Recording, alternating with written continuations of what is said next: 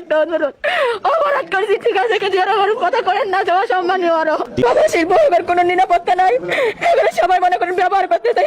শারীরিক সম্পর্ক আমার সোনা সংসার শেষ হয়ে গেছে।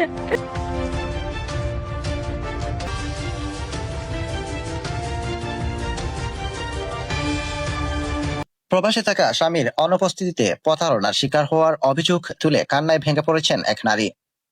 তার হৃদয় বিদারক বক্তব্য ইতিমধ্যেই সামাজিক যোগাযোগ মাধ্যমেও ব্যাপক আলোচনার জন্ম দিয়েছে।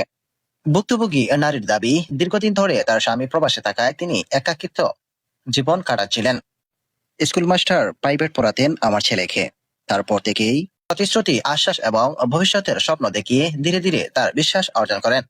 কিন্তু সময়ের সঙ্গে সঙ্গে তিনি বুঝতে পারেন দেওয়া প্রতিশ্রুতিগুলো কোনো বাস্তবতা নেই, বরং তিনি প্রতারণার শিকার হয়েছেন এবং মানসিকভাবে ভেঙে পড়েছেন। কান্না জড়িত কণ্ঠে ওই নারী এগুলো বলেন, সবাই মনে করেন ব্যবহার করতে চাই, এর কথায় মনে করেন রাজি না হলে অনেক কিছু এরা করতে পারে। অপরাধ করছে বলে তো সব কথা মুখে না যান।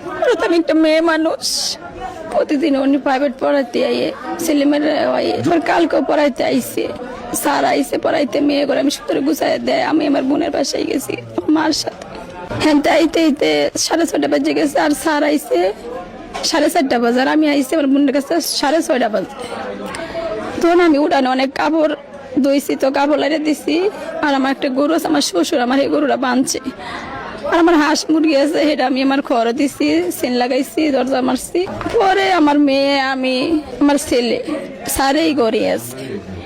পরে সবাই গেছে, আমি উঠানতে কাপড় আই না, এই যে পাশের বারিন্দার মধ্যে লাড়ছি দড়ির মধ্যে। আমার ছেলে আর মেয়ে গেছে হেই করে, আর আমি তো বাড়ি থেকে কাপড় আইনে কাপড় লাড়তাছি। তখন সন্ধ্যা হয়ে গেছে, মানে মাগরিব আজান দেখা লাইছে। পরে আরেকজনে তারা তালা মারিয়ে দিছে গেটের মধ্যে।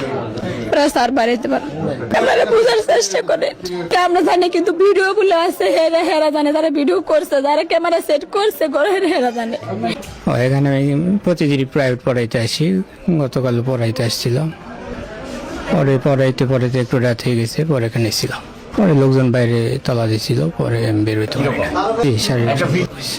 আমাদের তো ওই অবস্থায় ধরে নাই, সম্পর্ক না, শারীরিক সম্পর্ক হয়েছে।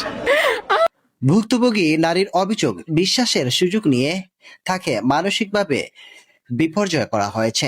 তিনি সংশ্লিষ্ট প্রশাসনের কাছে বিচার এবং আইনি সহযোগিতা চেয়েছেন, যাতে প্রকৃত ঘটনা উদ্ঘাটিত হয় এবং প্রয়োজনীয় ব্যবস্থা নেওয়া হয়। তবে অভিযোগের বিষয়ে অভিযুক্ত ব্যক্তির বক্তব্য তাৎক্ষণিকভাবে তিনি বলেন, প্রেমের কোনো সম্পর্ক নয়, শারীরিক সম্পর্ক ছিল। এমডি রাহিম, মৌলভীবাজার নিউজ 24।